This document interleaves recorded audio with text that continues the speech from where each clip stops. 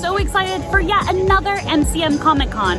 Now that I'm here though, I got a lot to do. So let's hop in our TARDIS, use our time turner or our DeLorean and go back in time so I can explain to you guys what goes into having a Comic Con panel, or 2, or 3, who knows. All right, join the safari and let's get started.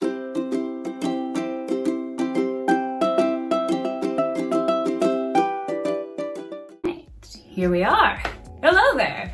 So I'm getting ready for MCM Comic Con. I'm looking forward to my third time around, third time's a charm, of hosting a panel at Comic Con. My first time was this time last year, and it was really scary. It was my very first time being at a Comic Con, let alone presenting at one. And there was just so much happening. It was brilliant though. And I think the thing that was really scary for me as a presenter, educator, content creator thingamajigger was that there was so much at Comic Con and so much to see and do, but yet people chose to spend an hour with me talking about Pokemon and animals, and I think I was fully expecting maybe like 10 people. So when all of the chairs were full and there was at least like over 50 people there, I was really nervous because I was like, they could be hanging around at Artist Alley or watching a bigger panel or just having fun enjoying the cosplays, but they were there celebrating kind of the cool animal and Pokemon world with me. And yeah, I'm just really grateful for those that showed up for that first one.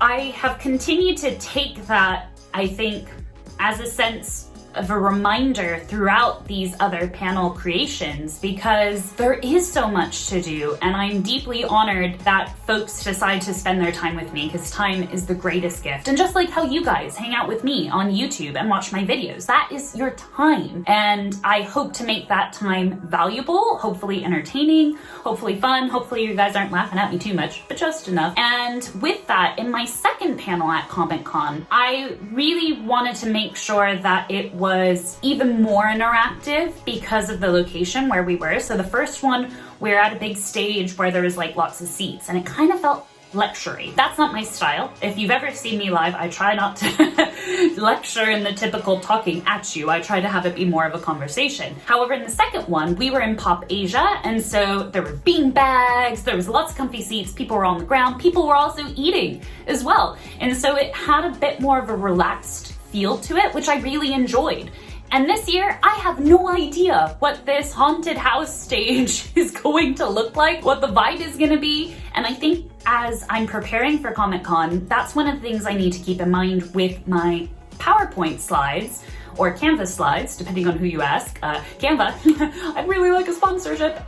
With that, I need to make sure the color is clear, the size is big enough if I am gonna have font on it, so then people can see it from wherever they're at, especially if it's not quite up close, if it's gonna be more of an open stage. Hey guys! For the vlog! Oh my gosh, okay, so I'm here and I'm seeing the stage for the first time. It's a little bit different. It's kind of a combination of my very first panel and last year's panel. So I got, let me show you guys. I got the bean bags here, but I also have kind of seating areas. But the best thing has to be the stage by far. It genuinely is a haunted house, which conveniently suits my Pokemon choices. So it's a little bit different. I have the screen there, but I also am joined by my friend Dev.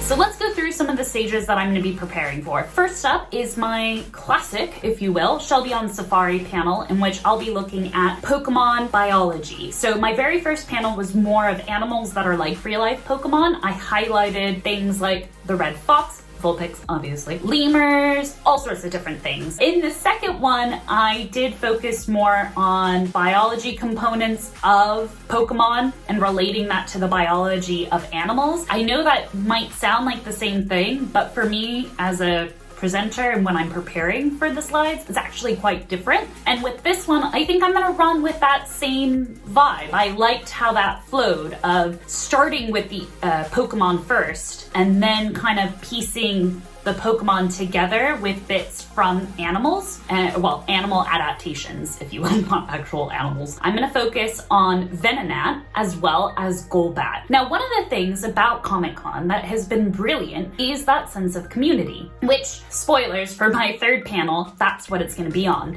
At Comic-Con, you get the chance to walk around and meet some of the artists that create beautiful drawings and pieces of work based on some of your favorite fandoms. And one of those artists that I got to meet was Joshua Dunlop. Now, I was able to have a chat with him, and I saw his work and was flabbergasted because he uses a variety of different textures pulled from real life animals to inspire his work. And he's actually working on a book at the moment, which I'm really looking forward to reading because he's done a lot of research, not just into the design of his realistic Pokemon, but equally the backstory behind it. So shout out to him. Can't wait to see that. It's gonna be beautiful. With that, I asked him if I could use some of his artwork in my panel. So then that way, folks that are hopefully enjoying my panel will see this beautiful artwork and be moved to go and check out more of his stuff. So within kind of researching that, luckily, Joshua's artwork is quite inspiring to begin with. I was gonna kind of work through some of the bigger adaptations, so Venonat's antennae, their big feet, kind of looking at some of the textures to help explain maybe 3 key adaptations for each for Venonat and for Golbat, because I recognize that within a half hour, I have to first establish kind of who I am to build that rapport with the audience, but then equally give each Pokemon enough time while still being able to have questions to interact with the audience. So I typically always start with a question to kind of get everybody kind of cheering. For this one, to get the audience kind of riled up, I want to hear from them which Pokemon they think is scariest. And I'm going to go through each of them and ask for the audience to cheer or maybe scream,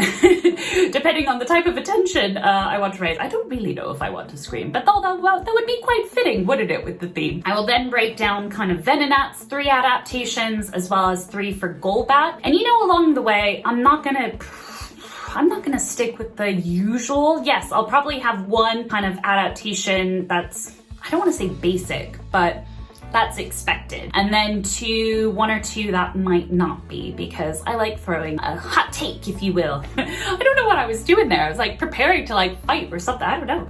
So excited to be going live with Professor Dan over on Whatnot in just a few minutes, but we wanted to shout out Disney Lorcana and Gaston, the man, the myth, the legend himself.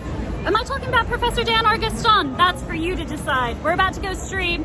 Gonna be exciting. I'll see you soon. Right after that panel, I'm gonna be running over to the Whatnot stage with my buddy Professor Dan. The thing that I love about Whatnot is, again, that community, because on Whatnot we get to, you know, open packs, but also there's the chat feature, and instead of like those vibes of, oh, so-and-so got that card, there is none of that kind of negativity. It is always like, oh my gosh, wow, well done, and just being super stoked for each other when they pull a good card. There's a lot of banter, and so something like as opening card packs and looking at the beautiful artwork, bringing people together, there's something magical about it. I'm gonna be kind of the person on the side, trying to keep things organized, writing down names of who buys the packs on the cards, and then kind of putting the cards away, but there to support Dan and kind of chat with the chat as well. So really excited to hang out with Dan and see what fire he pulls. Then, hopefully after then, we'll get some lunch, because I imagine by then, because what, my panel's at 12,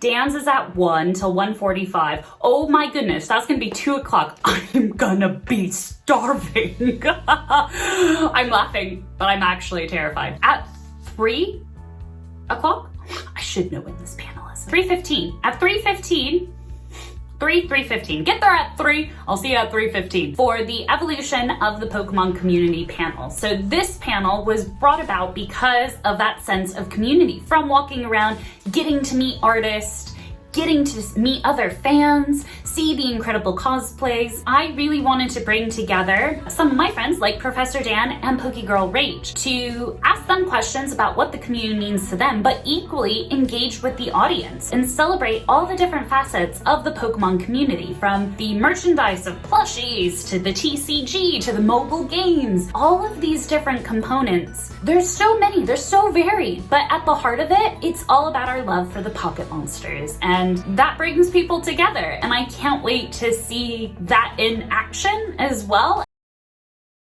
Artists and raising awareness of some incredible resources as well, like the guys at Bulbapedia, things like that. So just looking forward to having a nice celebratory day. 3, 2, 1, rip those packs!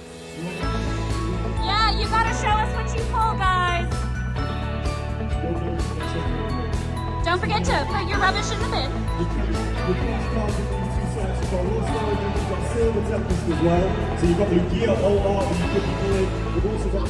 What an incredible time it's been at Comic Con. It was great to meet so many of you, have fun. I'm really looking forward to seeing what May can bring. To keep your adventure going, why not check out the rest of my Comic Con adventure vlog thingamajiggers by clicking here. And if you haven't already joined the safari, what are you doing? If you came to Comic Con and attended one of the panels, let me know down in the comments below. But otherwise, I'll see you in those videos. Bye guys!